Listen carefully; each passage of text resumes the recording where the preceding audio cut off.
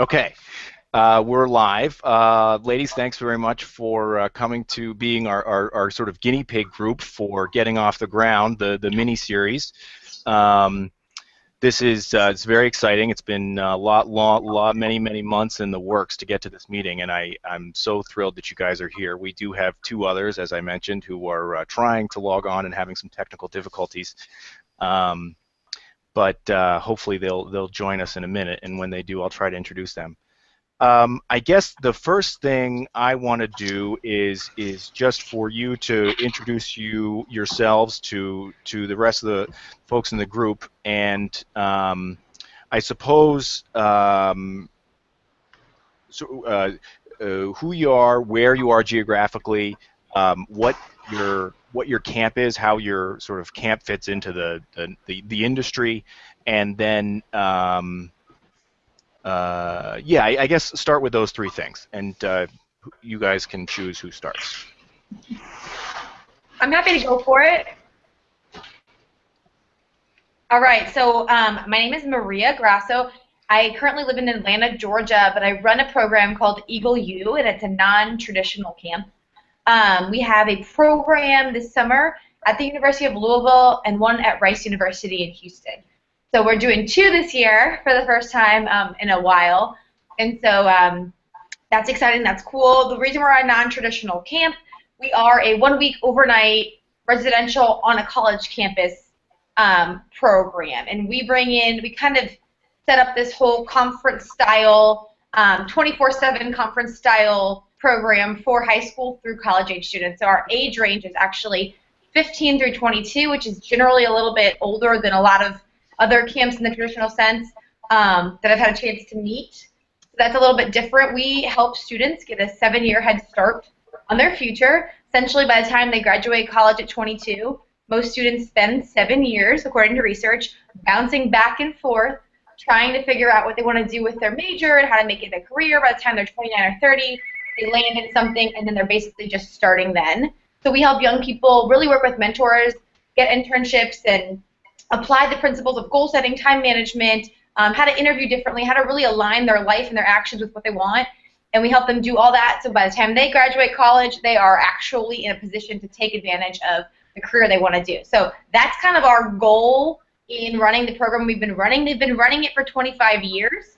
I've been executive director for 3. We've taken it, kept the curriculum, but my goal is to really bump up our data so that I know more about how we're achieving our mission. We have a lot of anecdotal stories, and that's really great data, but a lot of donors now, because we switched to a nonprofit instead of a for-profit, a lot of donors want hard data and hard facts to give me money. So my whole vision has to shift now, and no one in this organization's ever done it that way, so I'm kind of like at a loss for where I'm at. So that's kind of why I'm here now.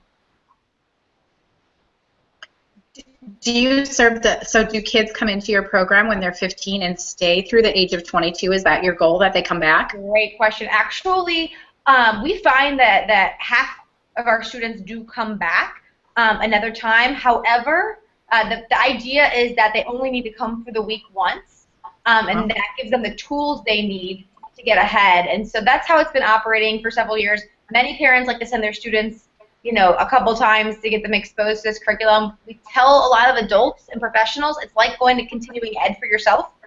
You see some of the same principles each time you go, but you keep going back to reintroduce yourself to it. Something new might hit you in a new way, so we always encourage that as well. Sounds like a great program. Thanks. Thank you.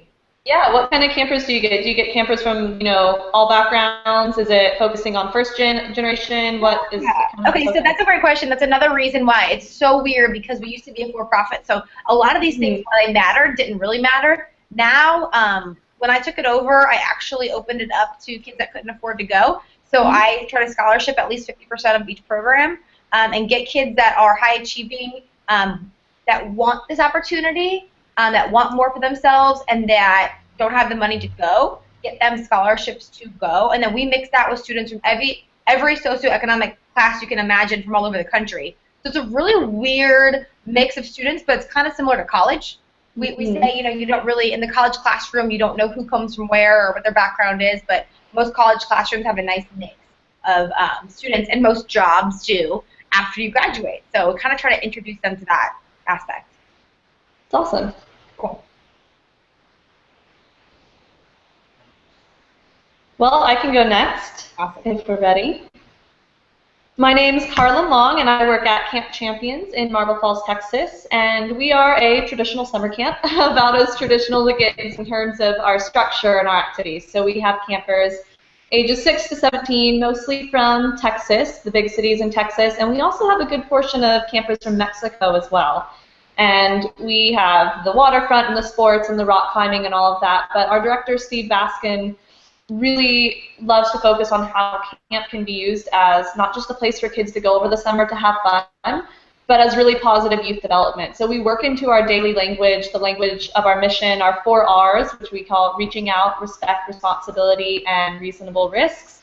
We make sure the kids know that, you know, when they come here, they're in a place that's separate from home, they're in a place that they can truly be themselves, and it's a community that's really, really supportive, and we really believe in the lasting advantages that an experience like summer camp can provide for these kids. Even if the kids don't realize what they're learning, even if they just think that they're there to have fun, they're gaining such incredible independence and confidence and resilience from trying something and failing and trying again, and it's something that doesn't always, you know, chances that don't always come up in the school context, you know, whether it's a kid from a really wealthy family who mom and dad will bail them out or talk to their teacher or, you know, do whatever it takes to get their kid into the best next step, or if it's a kid from a not as wealthy family who don't have the opportunity to succeed at home because there's just too many other pressures and too many other stressors. Both types of children can really benefit from the experience of camp in different ways, and so that's what we focus on. And you know,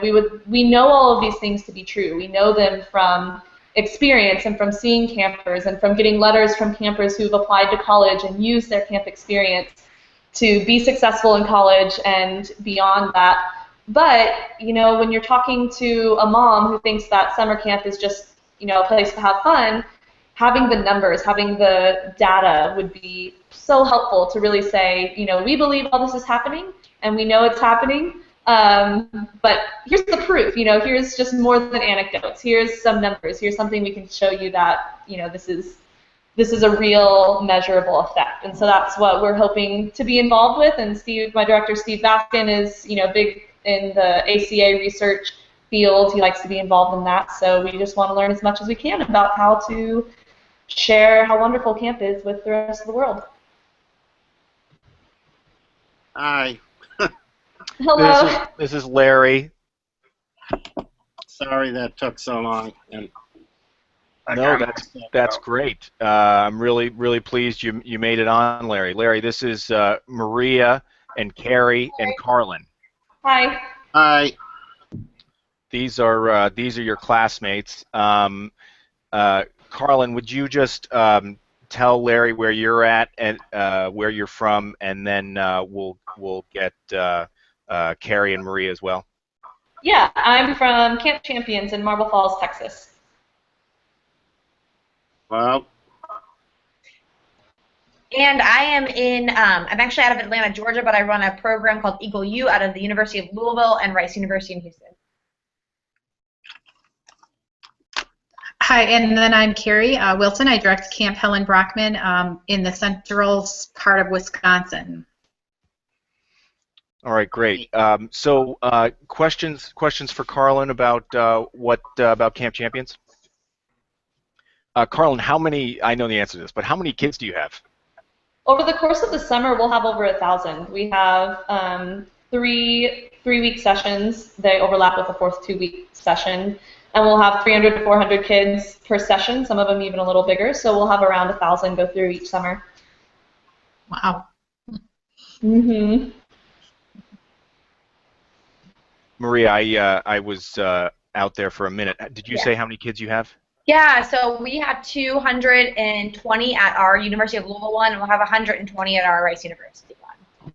And I am the only staffer on my organization, by the way. I forgot to throw that out there. I'm the only person that does anything for our program. So I'd like to ask you too, Carlin, how many people do you guys have working for you? I'd like to know the scope of other organizations and how. Yeah. During the summer, we have a leadership team of about 25 people, and that's, the directors and the department heads, activity area leaders, division leaders, kind of the older counselors who are more experienced, and they're our leadership team, and then we hire an additional about 100 usually, maybe a little less depending on the term, because some of them will work just the beginning of the summer, some of them will work just the end, and so we'll have about 100 counselors who live in the cabins, 2 or 3 counselors per cabin with the campers. And then there's, support staff of the people who work hourly in our kitchen and maintenance and everything like that. But we'll have well upwards of 100 employees every summer. Okay, what does your year-round staff look like? Our year-round program is actually different because we have both the outdoor school, which is a separate program that uses the same property, and they bring school groups and Girl Scout retreats and run, curriculum, public school curriculum approved lessons, but out here. So they're a separate program, and they have 25 instructors and 5 directors. Our summer camp full-time staff, there's 8 or 9 of us right now, and we work primarily in the office, and we'll be doing the administrative stuff throughout the year. We travel to see families, so our 4 directors are full-time, and then we'll hire interns year to year. Awesome. Cool. Thanks.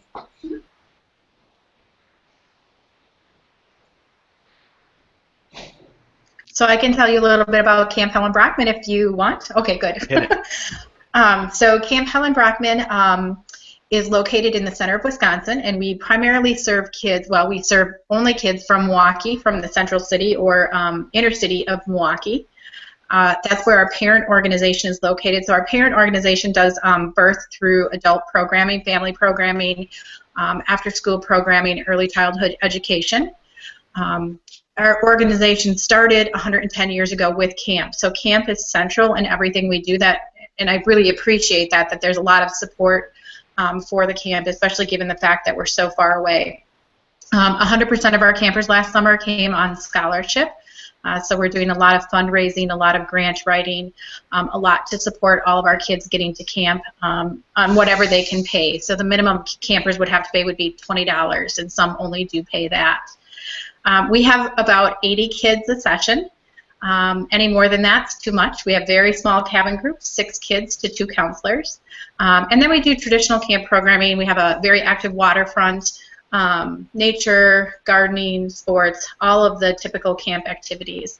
Our kids do come for 2 weeks at a time, so we have 3 2-week sessions and then a 1-week session at the end of camp, which is after Milwaukee Summer School, to kind of get kids after that, or kids who don't want to come for the full 2 weeks. Although most of our kids do love being here for 2 weeks. So there is myself and an assistant camp director and a property person, and then a camp registrar who work full-time year-round on our program. I liked your 4 R's, Maria, that you said. Carlin, we have KSRR, so kindness, strength, respect, and responsibility. Mm-hmm. That's kind of the core of our behavior management here, and everything stems out from that. This is my 4th summer here, and so over the last few summers, I've really been able to make some changes, and I'm really excited this summer because we have very solid goals for what we want to do at camp. When I first started, the goals and outcomes we were measuring were disappointing, to say the least. They were things like, can the child dress themselves okay? And this was like for all ages of kids, and I'm like, are you kidding me? So our goals this summer stem around healthy living, which we've really been working on for the last few years. So healthy living, mind, body, and spirit. And that's really infused in everything we do in camp. From the time the kids get up in the morning until the time they go to bed at night. We start with early AM stretches. We end with some journaling and meditation, and we do a lot of things in between that the kids don't even know they're getting. So really hoping that in those 2 weeks they can develop some healthy habits. Literacy is a new goal we have this summer. We're going to start out nice and easy. Our goal simply is that kids are going to have the opportunity to read more, and hopefully they will enjoy it. And then a third goal that we have is that our campers, we have, it's so funny because our campers are very much the same. They're from the same neighborhoods, from very small neighborhoods within Milwaukee, and Milwaukee is very much in their world. And so one of our goals is really to expose our campers and our staff to other people and help them learn to respect and appreciate the differences that we all bring to camp. So that'll be really interesting. for us. So I'm excited about this. I'm excited that we have solid goals. I've been trying to work on and sort of used outcomes last year, but I know I didn't use them as effectively as they could be used. I want to make sure that the goals we set, we're actually meeting the outcomes that we want for our campers, and obviously then with the huge amount of fundraising we do, any outcomes that we can show and changes in behavior with our campers is hugely important. So I'm really excited to be a part of this and learn more. Questions for Carrie? So it's the fundraising you do, is that from foundations, or do you have government grants, or is it private donors? All of the above. And Carrie, did you say what ages you work with? I don't think I did. We have 8 to 15 as our primary age group, and then we do have leadership programs for our 16 and 17-year-olds. Awesome. Thanks. Mm-hmm. You have separate goals set for campers and your leadership people? I mean, I guess that's an obvious question, but I think you need to have separate sets of goals for them. For the older campers? Well, you said you have 16 and 17-year-olds that are in the leadership, and they would have a different set of goals for them, I assume, than you would for your campers. Yeah, right now we have the same goals for all of our campers. Our leadership program is really in the beginning, fledgling stages, and so obviously there are some separate goals and outcomes that we want them to get, but our staff included, I talk about all of our 4 main goals during their interview, and we want them to get the same things that the campers get out of the goals. So those goals would include our older campers too. Cool. All right, great. Larry, why don't you introduce yourself and tell the ladies what you're doing? Okay, I'm Larry Davis. I'm Director of Nature Programs and Teaching at Camp Pemigewasset in Wentworth, New Hampshire. I'm talking to you from my office with my other hat at the Environmental Science Department at University of New Haven, so I'm talking from New Haven, Connecticut. We are in our 109th season, a private residential boys camp in New Hampshire. The same families that founded the camp still own it and operate it. We take boys 8 to 15. They're there for either for full 7 weeks or 3.5 weeks each. We have an extensive scholarship program, but we are a private residential camp, so different from you guys, although goals are similar. As you might guess, this is my 47th summer there. I didn't guess. No, but I started to say, as you might guess, we have an extensive nature program, and basically what I'm looking for in Raise the Bar, the camp has a very strong outcomes program, but we operate a 1-week nature boot camp clinic for instructors from other camps. It also can carry college credit here at the university for 15 people. So it's a different kind of thing, and that's what I'm really looking for. Because it's an educational endeavor, I'm really looking for a way to try and create a sound evaluation measure for that. I'm a geologist. I'm a physical scientist. The social science stuff, I need help from the people who do that to create that, and that's really what I'm after. And I could tell you a lot more about the camp, but probably that's enough for now. Larry, who are your typical students? The typical students are 18 to 25-year-olds who are going to be at outdoor education or environmental education or at regular summer camps. Mostly from New England, but we had 2 years ago, somebody from Kansas. since our program is place-based, but we were able to talk about prairies. We don't have any of those in New Hampshire, but we were talking about prairies, and she got a lot out of it. But it's all anecdotal. So some college students, some have actually gone on. Boy, we had one 3 years ago, and she actually wrote a reflection in Camping Magazine, and now she's director of children's education at the Connecticut Science Center in Hartford. That's that's nice, but that's the kind of training we do, morning, noon, and night. It really is a nature boot camp. But we haven't tracked the people. I only know about her because she was one of our grad students here.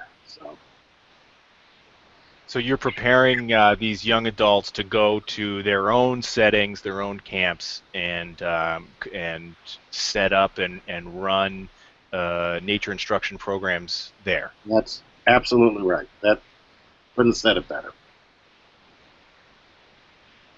All right, great. Any questions for Larry?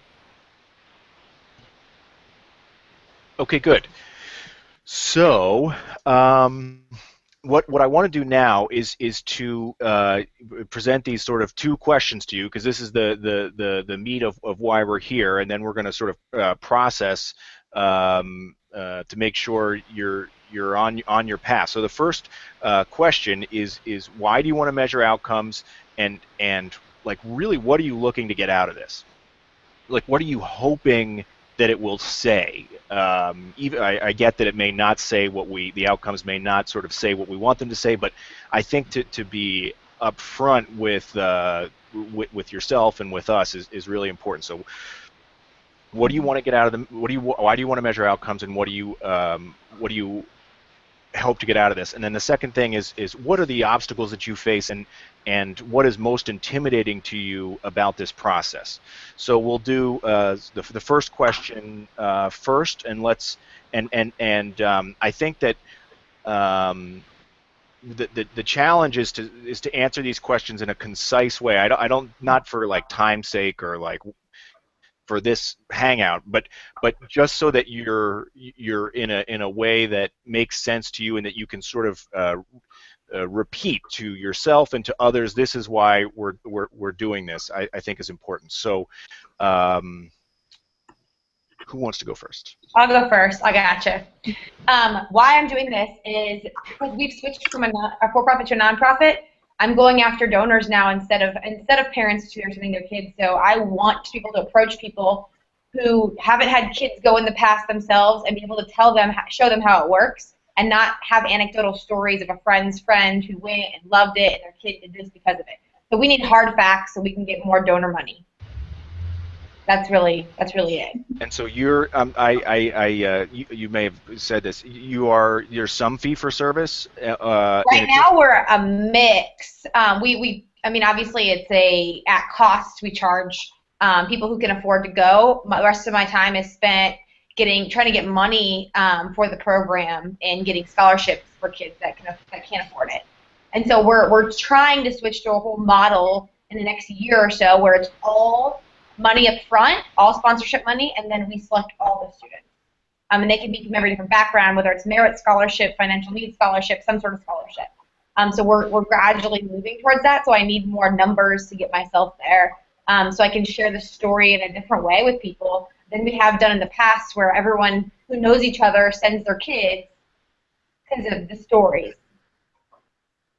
And so it's harder for you to find kids at this point, or harder for you to find funding? It's harder for us to find large sponsors for, like, 50 grand up front, rather than people who want to just send one kid or two kids of their own. We're trying to look for less donors, bigger money, so that we can spend less of our time searching for money, more of our time improving the camp and improving the process and improving what we're doing for the students. And so small staff, so my whole goal is to get it to the point where we have that money up front and we can go ahead and focus on the program. Great. Anybody else? Yeah, ask a question. Yeah. Please. So the donors that you're approaching, or potential donors that you're approaching, Sure. are how am I trying to phrase this right? Are they people who already know your camp, or is it kind of more kind of cold call? Right now, it's people that know. So what we've been doing is we had a donor who is interested in our growth, so they've been giving us money to fund scholarships. So for example, I'll give you a quick example. We have a Houston program this year because last year somebody who has the funds to fund a whole program sent 10 kids to our Louisville program, and they had an amazing experience. And those are like young leaders for her organization. So now she chose to sponsor an entire program in Houston. So what we're trying to do is we have a group from Atlanta who are going to come to the Louisville program this year in hopes of sponsoring a whole Atlanta program for 2017. So there are people that don't know the program yet, but we're getting them involved in the program by sending students and letting those students speak for the experience rather than us just trying to sell them cold on it. And they're usually people that know myself and my husband very well. We both went to the program when we were 15, and my husband has been every year since he's 15. He's 29, and he's either been a student or taught at it for the last 14 years. So people that know him, he's an entrepreneur now, people that know him and know us like to get involved in what got us to where we are, so we kind of try to use our story too. So it's an interesting, weird mix of stuff, and we're trying to get it less messy, and we're trying to get it consistent and get out of this kind of, not this hole we're in, but we're kind of just in this mess of stuff we got handed to us, trying to get out of that. All right, great. Carrie, I think you may be most similar to Maria in this regard. Why don't you go next? Why do you want to do this, and what are you hoping to get out of it? Yeah, I think it is very similar. So yeah, I want to make sure that the goals that we have set, we are actually meeting those goals, both for our campers. And so then backing it up a little bit, if we're not meeting the goals, what do those need to look different? Do we need to do things different? Do we need to train different, have different supports? And then obviously for funding as well. If we're doing what we're doing, we're gonna get more money for that. So supporting it that way and making that easier. And again, yes, getting away from all of the anecdotal stories that we have a lot of, and the solid hard facts that people like to see. So that's it. You know, I want to have some good solid numbers and feel good about what I'm doing. I'll ask you the same question. Again, are you going after your donors, potential donors who have already donated, or are you looking to entice brand new people who haven't really had much association with your camp before? Yeah, the current donors that we have love us, and so my goal as a camp director is really to broaden that base of donations that we have, and again, move to maybe having a really solid base of donors that we can have an endowment fund, so we're not going year to year having to raise the same amount of money. That's sort, you know, yeah, that. So we've got really great donors right now. We want to grow that.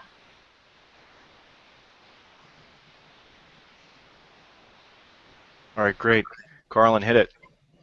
At Camp Champions, we are not a nonprofit, so we are creating a nonprofit branch, but our goal, our eventual goal is pretty lofty and idealistic, but we'd love to see summer camp become kind of just as accepted as something you do for youth development, just as just as widely accepted as, doing an extracurricular after school, something like that. So we want summer camp to really be cemented in the public's minds as a truly vital part of youth development, just summer enrichment. And I think the way to do that is, like everyone's been saying, to get more than just the anecdotes and get more than just the stories, because, especially for a non-for-profit, for a for-profit camp, the price point of summer camp is pretty high. And if a parent or a family is just looking for something fun to do for the summer, there's much more affordable things they can do. It doesn't make any sense to pay that much for summer camp. But if a parent is thinking of summer camp as something that's truly going to give their kid lasting advantages throughout life, that's an investment in their child's future, then it's more than worth the cost. And so we want to make sure that we have the real facts to show that that truly is the case. And also it can help make, if more people believe in summer camp, it can make camp more accessible for people that can't afford it.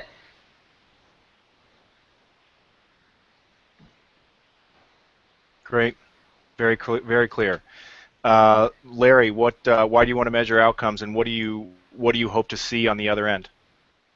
Um, 4 years ago, Bob Bixler, who is a big guru in outdoor education at Clemson University, came up and spent the week with us at our clinic. And based on that, he said, "You guys, we need to clone this, and so that there should be these all over the country because it's done in the field. It's very place-based. It works for the Northeast.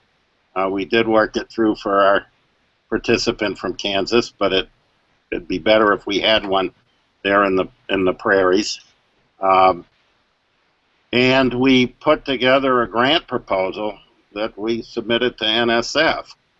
And What's NSF, Larry? National Science Foundation, under their informal education program.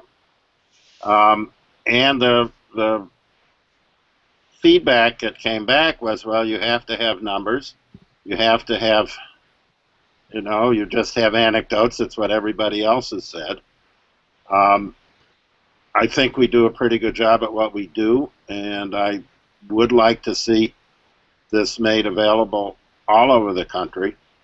And therefore, we need to provide the numbers that they want, and I have no idea how to get them. I tell you what a piece of grant it is, but how to get these numbers, I don't know. I forgot to ask you before. How much does it cost to participate in your program?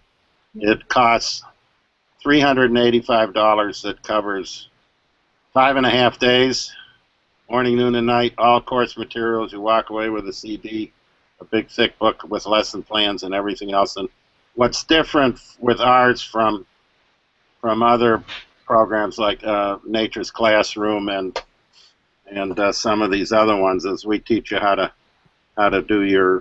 create your own curriculum that's suitable for your camp, your mission, your goal. It's not a cookie cutter thing. We're teaching you how to teach it.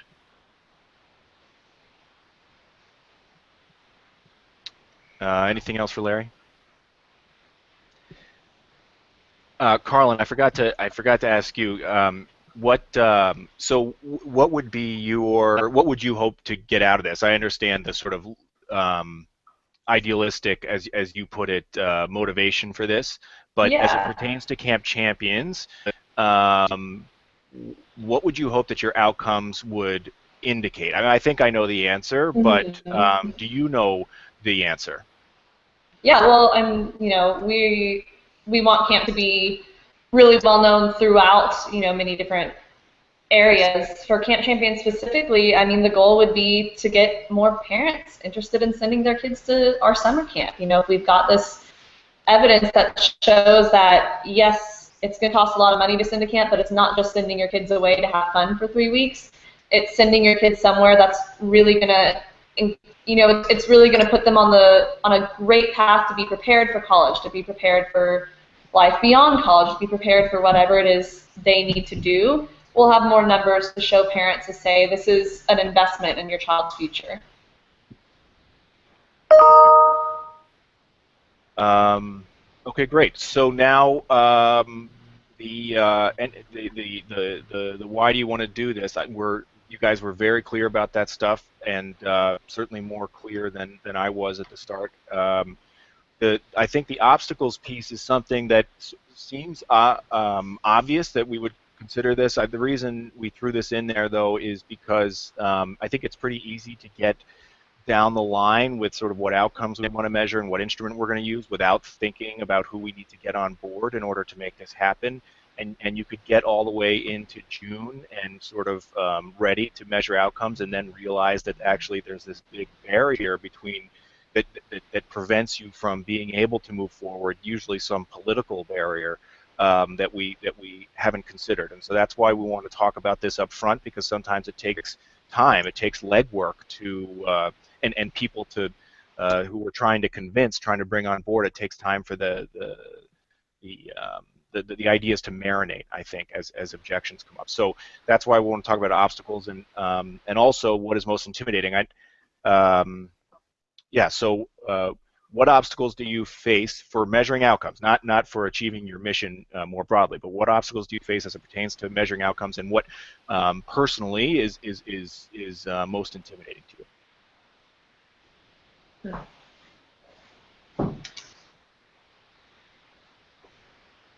I can start. So I think the obstacles that I personally face with this, the number one thing is really just time. I feel like there's a lot of great information out there. There's a lot of great resources out there. When I started diving into it all last year, I felt like ACA had some terrific tools, and I just ran out of time. And so it kind of fell by the wayside for that. So time, and then knowledge is the second obstacle I feel like I face. I feel like, you know, I know enough to be dangerous with outcomes, maybe. So just really wanting more knowledge about specifically what outcomes make sense to measure with what we're trying to do. I purchased the full outcomes battery from ACA, and I'm like, okay, I want to measure all of these, and that doesn't really make any sense. And then the goals that I have for camp don't necessarily fit with those questions that they have, so then how do I create my own questions that make sense? And there's really, but then you just frighten me. I'm like, oh my gosh, is there something else I'm not thinking of? Like, I don't think there's any political things about me measuring outcomes, or that, you know, my supervisor or executive director would say, no, don't do this. Or so that's a little worrisome. What's most intimidating? There's nothing that's most intimidating. It's just wanting to do it right, I think. When you say time, Carrie, is it when specifically? Is it now, today? Is it during the summer? When is the time? Yeah, the time is now, just for me to get everything set up and prepped and you know, set for summer. And I think maybe you know, I like to do things well. So last summer I did use some of the outcome questions, and I just threw them on as part of our evaluation, and that worked out just fine. But for me, I'm thinking, okay, if I'm going to measure these outcomes, I want to make sure I have the training for my staff. I want to make sure I have the resources. I want to make sure I'm really clear. I want to make sure I'm measuring the right thing. So there's all those things that go into it that seem like you have to have in place, and just the time to do that when there's sometimes other pressing priorities that have to be done. Yeah, absolutely. This is a great one, and I think that the why, the reason the why is so important is because it really is going to inform, I think, some of the decisions that you have to make. And so even if there was let's say, a clone of Camp Helen Brockman in the state over, they may that executive director might not arrive at the same outcomes or the same instruments as you would if she had more time and less money, for example. So I think that your time consideration is something to really keep in the forefront of your mind as we're making more decisions about specifically the instrument, I think, in a couple weeks. I can go after Carrie too, because mine are kind of similar. I have a similar time issue that she does too. I feel like it's a priority to me that we do this. We measure outcomes, because I do know, having been a student, having known hundreds of students that go through it, like I know it works, and I want something that shows it. So part of that is I want this so bad, that the obstacle sometimes is myself. Like, I overthink what it is we need to measure exactly, and that's caused me to just not measure anything, in all honesty, in the couple of years that I've been here. So it's like a self-sabotage sort of situation. But also, since I'm the only person year-round that works on the program, and there's 2 this year, for me, it's getting to the point where, like, anything usually now until June or July, I have to just, I'm going to make time for this, but it's hard, because student interviews to airplane scheduling to speakers to curriculum, I'm doing all of it. So it's kind of like, if it avoids me having the program go off, like it's actually happening, and I have to pick between, okay, getting the event done or measuring outcomes, I have to pick getting the event done. And I really want to make sure I get outcomes this year. It's really important to me to do that. So I just want to, I guess my biggest intimidation is that I will psych myself out, focus more on the program and the time, and feel like I don't have enough time, and just go forward and not do outcomes again this year. That's interesting. You know, here at Camp Champions, we have a pretty big full-time staff that work year-round at the camp. You know, we've got 4 directors and the owners, and then a team of 4 or 5 in the office. So we end up having a really strong year-round staff and time during the year. But I think what worries me the most and the biggest barrier to camp, and what will make it hard to happen this year or next, I mean, whenever we try to make it happen, is even if we narrow down what we want to measure, coming up with how we're going to measure it and finding the time during the summer to actually implement it. I mean, we all know how crazy days and weeks and terms at camp can get, and I just think of our schedule at camp on a given camp day or a given camp term, and I just can't even imagine when we're going to get the kids to sit down and fill out a survey or to do whatever it is we get as our instrument. I can't think of a time that they're able to do that when they won't be missing something else or have to be pulled or have to stay late or at lunch and miss rest time or whatever it may be. So getting the whole summer team, even if the whole full-time team is on board, getting the whole summer team on board and just logistically fitting that in. And then what do we do with all that once we have it? It's, we don't have time to deal with it during the summer, so then it gets pushed to September, and then we've forgotten the details of how it worked because the summer people left, and so that's kind of the biggest complication, is just the logistics of getting it done during the summer. Even if we've got time during the year, we're just packed with kids and activities, so it's so hard to imagine where we could squeeze in the time.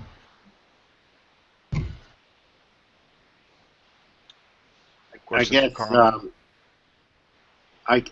for me, I think it's the message I'm hearing is the same.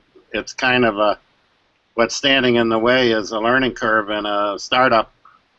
The amount of time it takes to, once you got this thing put together, it seems to me that actually administering it is the easy part. It's the hard part is putting it together, and I forget who said it, but somebody said trying to figure out exactly which of these things you want to ask and how to ask it. I mean, that's what stands in my way is, I don't have any experience of putting this kind of an instrument together. And I know the kinds of things I'd like to ask, and since our overall goal is to try and spread knowledge of nature as far as we can, way beyond what we do, how do you measure how well these people we've put out there are doing when in essence, our real customers are the kids at their camps, and kind of in a grandchild kind of way. I forgot to mention earlier, and I just want to make sure this is clear, Camp Pemigewasset makes absolutely no money off of this thing. It's done at cost. I think we guessed when we did the math on your $310, Larry. Yeah, so, and the 3 of us who run it get paid out of that too. So it's not part of my salary. Anyway, that's the real issue for me. I want this to be good. I want it to be meaningful. I know how to generate a whole bunch of numbers, but they don't mean anything. And as you said, I want to do it right. And I don't have the tools myself to know how to produce what I need to do this. All right. Any questions for your fellow students?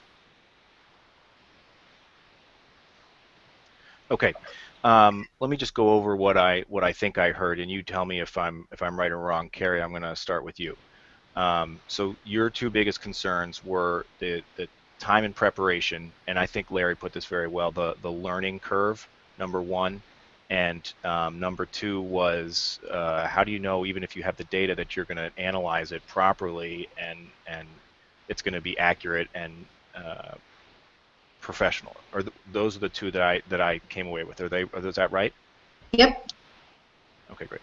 Maria, you agreed with the preparation time and the learning curve and getting your head around it, and then you also said that in a way you're sort of overanalyzing, trying to get it to be perfect. And because it's not perfect, you're letting that be sort of the enemy of the good. Yep. Yeah. All right. And Carlin, I heard you say that, well, first of all, like you guys are doing a million things at camp, and so it's hard to know like which outcomes to choose, and how do we narrow down our list and sort of to identify which outcomes we even measure. And then the second thing is the logistics and orchestration of the whole thing during the summer. You guys have it's really packed, and who's going to take control of this thing such that you're pulling kids out of their programming, sitting them down, and having them fill out these evaluations. Those are the two things I heard from you. Is that Yes. right? Yes, the latter especially. The latter especially. Mm-hmm. All right. And Larry, what I heard you saying was that what are you even supposed to measure? You're not really in touch with these folks after they leave, and really the ultimate outcome is whether or not they're doing a good job at their camp. So you have sort of a second order outcome to your challenge. Is that right? Yep. Okay, great. All right, great. So this is awesome, and these obstacles are going to be sort of front and center as we're making decisions in a few weeks.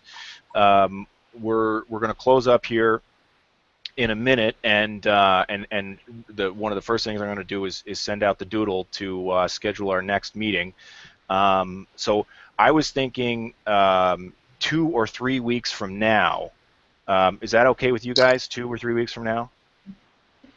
I mean, I understand we'll do it. I just didn't know, like, I'm trying to think, like, conceptually, is that too close or too far? And 2 or 3 weeks seems fine. Okay, great.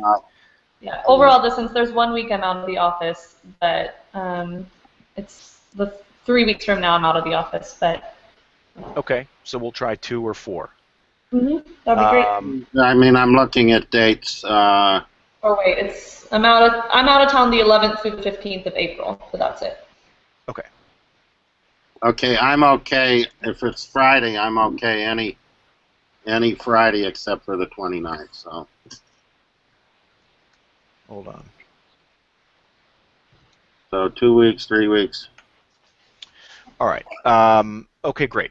And so we're going to continue working on this. I'm going to send you another email after this because the next talk is about outcomes themselves, and specifically what outcomes we want to measure. And so I'm going to give you a couple ways to come at this. And there are different ways to think about outcomes. There are sort of general ways to think about outcomes, and I think that's kind of Carlin. You and I are in a similar situation. I was just sort of thinking more broadly about camp broadly, and so I came at it from a general way.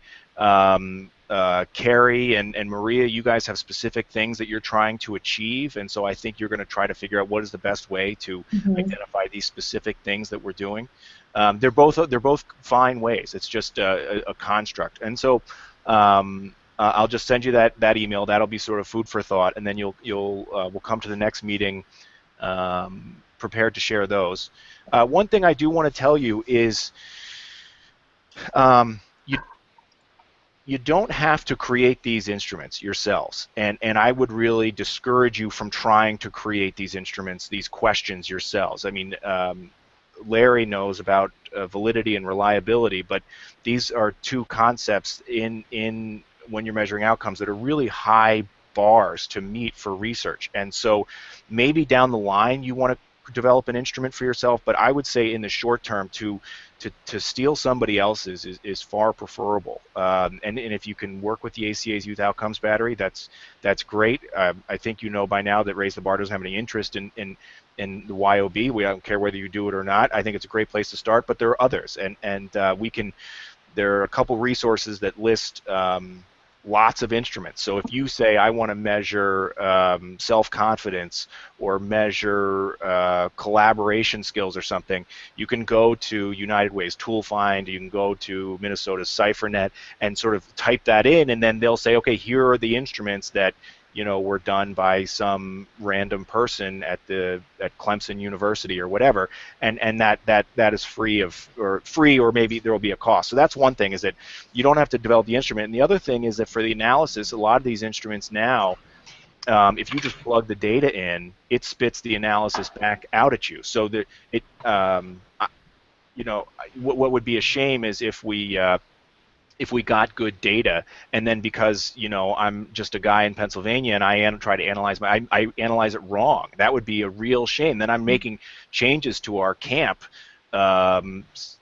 things that I think I'm doing for the right reasons, when in reality I'm making bad changes, and because I misanalyzed the data. So I think there's a lot of opportunities to take to remove ourselves from the process, if that makes sense, and it makes the results more helpful, more accurate. So that's all I got. Any final questions before we close up? So you just shared a couple places to get some free resources on types of questions or the evaluation tools to use. Will you be sending that out as well? So, sure, I'm happy to okay. send those to you as well. Yeah. Awesome. Thank you. Took the words right out of my mouth. Larry, you're going to be a tougher one, though. You're the first person that I've met who was in your situation. There's a lot of overlap, I think, in much of the cohort, and you're an outlier in that regard. You're going to be a fun one. Well, it's tough because you put the finger on it, and I didn't quite. I'm glad this conversation happened because it helped me put the finger. Where I really want my outcome is the secondary. Yeah, how well are these guys gone out and teaching at their camps? But more important is, are those kids learning anything about the world outside or not? Yeah, it's absolutely a challenge, Larry. But the other truth is that if you do what you say you do, and there is value in your program, there are other people who are going to want to know that, and it's going to be worth it to capture those outcomes. So it is that's why I'm here. All right, folks. Well, I really appreciate your time. The doodle will be the next thing I'll send out, and email me anytime with questions. And if I don't talk to you before a few weeks, I'll see you then. Have a great holiday. Awesome. Thanks so much. You too. Thank you. Nice Thank meeting you, you all. Great job. See you guys. Bye. Bye. Bye.